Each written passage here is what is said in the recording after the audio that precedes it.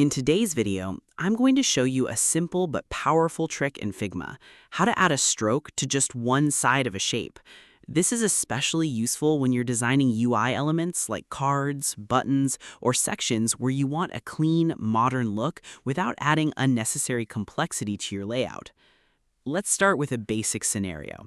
Imagine you have a few rectangular shapes in your Figma canvas and you only want a border on one side, maybe just the bottom for a divider effect, or the left side for a highlighted section.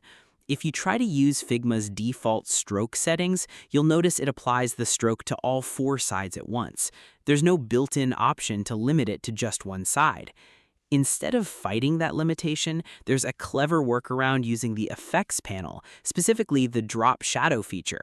It might sound a bit unusual at first, but it works surprisingly well and gives you a lot of control. Go ahead and select the shape you want to work with. If you have multiple shapes, you can hold Shift and select them all at once to apply the effect in one go. Now, look over to the right-hand panel and find the section labeled Effects. Click the plus icon to add a new effect, then choose Drop Shadow from the list.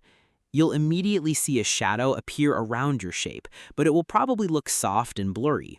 That's because of the default blur setting. To turn this into a sharp, stroke-like edge, reduce the blur value down to 0. This removes the softness and makes the edge crisp. Next, adjust the X and Y values. These control the position of the shadow relative to the shape. Think of this as choosing which side your stroke will appear on. If you increase the X value, the shadow moves to the right side. If you use a negative X value, it shifts to the left.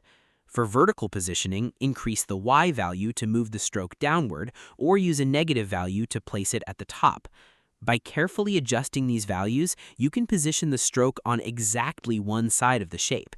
It becomes very precise once you get the hang of it. To control the thickness of the stroke, you can tweak the spread value. Increasing the spread makes the stroke thicker, while keeping it low gives you a more subtle line. You can also adjust the color using the color picker in the effect settings, allowing you to match your design system perfectly. One of the biggest advantages of this method is flexibility. You're not creating extra layers or shapes, so your design stays clean and easy to manage. And if you need to make changes later, you can simply adjust the effect settings instead of rebuilding anything. This technique works great beyond just rectangles. You can use it on buttons, cards, containers, or any UI element where you want a custom edge or accent line. It's especially helpful for creating modern, minimal interfaces where small details make a big difference. And that's it. You now know how to create a stroke on just one side of a shape in Figma using the Drop Shadow method, giving you more control and cleaner results in your UI designs.